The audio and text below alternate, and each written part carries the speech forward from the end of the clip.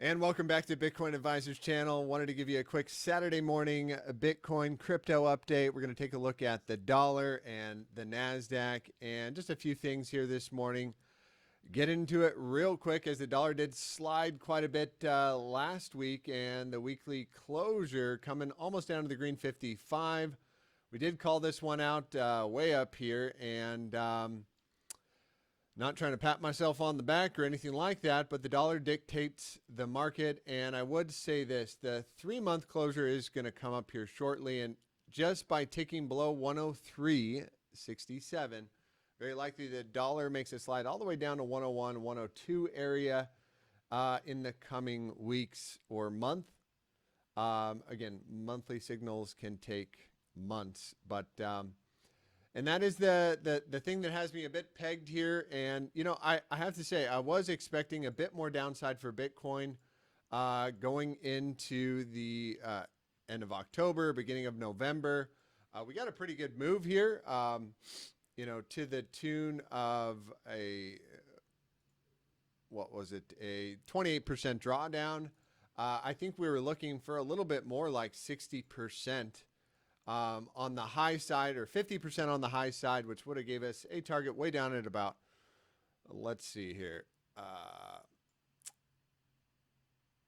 ruler, do me a justice. So the average weekly volatility signature is about 50%. So that would take us down to about 10,500. And what I'm talking about here is the stochastic, which is our momentum indicator, giving us the direction of the volatility expansion or the price action. As price action, as volatility expands, you expect the price to go in the direction of the trend.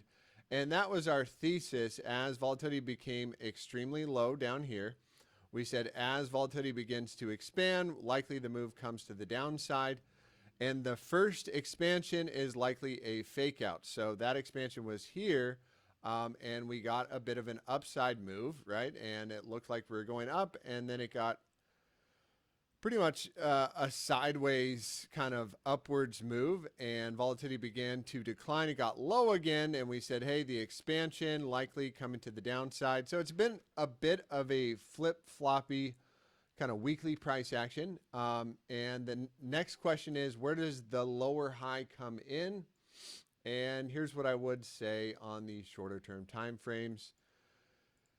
So basically any kind of, you know, the wicks are very important, you'll see, and we got a nice kind of channel for Bitcoin right now. And a 4-hour closure above the top side of this wick is likely going to give you the next move up to about 17.6. If we take out 17.6, the next target's going to be 18,200. And essentially what we're doing is we're tapping the last bit of liquidity in these wicks over here.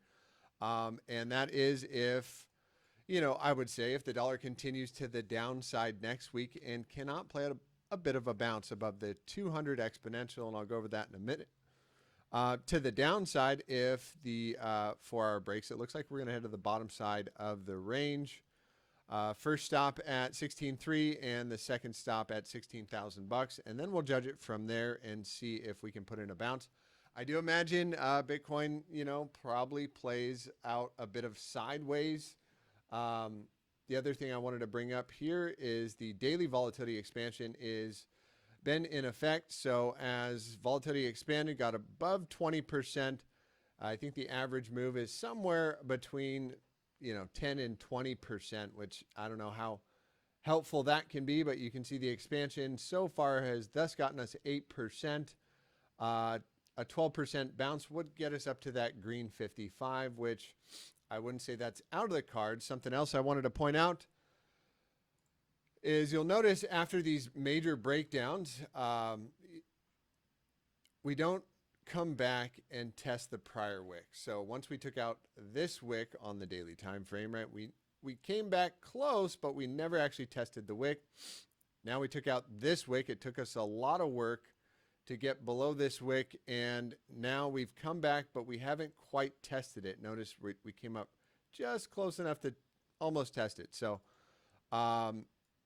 Could something happen next week? Could the stock market pull back and pop back down in to the bottom side of the channel? I'll tell you this much. The stock market still looks a little bit bullish. We've been caught in this kind of Wyckoff accumulation range for some time here on the NASDAQ.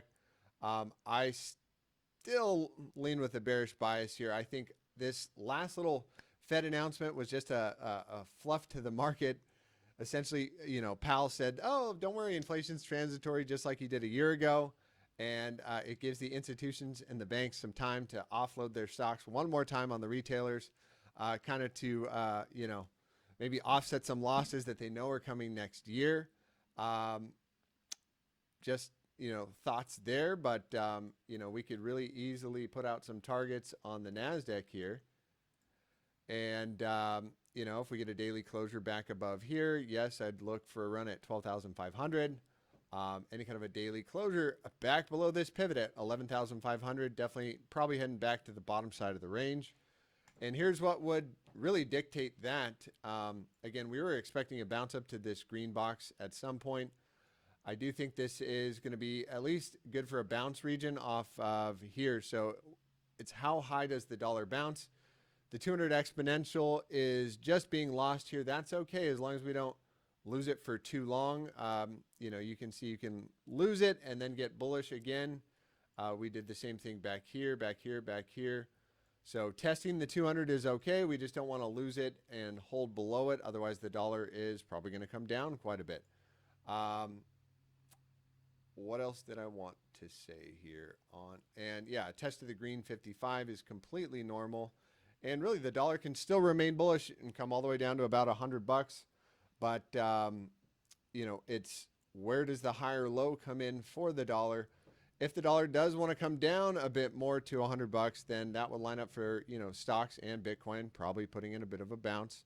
And Bitcoin could bounce as high as $20,500, probably. I mean, this is an extremely volatile asset. Bear market rallies are going to be, you know, brutal.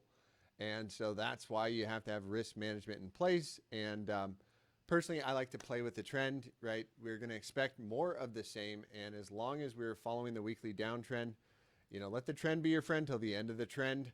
And, you know, as hard as it is not to get bullish here and, you know, jump in and, you know, say, hey, the bottom is in. A lot of the indicators that I use don't necessarily say the macro low is in just yet. So that's it. So again, you know, more likely than not, I think it bounces, you know, well, we've got the bounce thus far. Is it going to go to 18,000? I would mediate that again with the 4-hour closure above 17.3 or below 16.7. Kind of that's the short-term range. And then what else I want to bring up? 2-day volatility. Also, this is you know, something to note. If we do close back below there on the 2-day, which we have, you know, about 2 days left for that closure, that would confirm as another lower high, and you'd probably look for the bottom side of the range to get hit. Another thing, volatility has reset, so the expansion off the 2-day volatility is going to be, you know, a bit bigger, you know, somewhere around 20%. So 20% in either direction would, 20% would take us up to, yeah, about $20,000 to the upside, and then you're probably looking at about $13,000 to the downside from where we are at. So as volatility expands, you know, you will expect a 20% move. Yeah, 13,500. Personally, I think next target would be, again, using the wicks. If we did start down, I think, yeah, we're going to get a bounce somewhere around 14.5. Before we head down that low, if we do take out the bottom side. All right, that's it out of me this morning. Hope you guys have a great weekend. We'll check back in with you on Monday, and have a blessed day. Take care.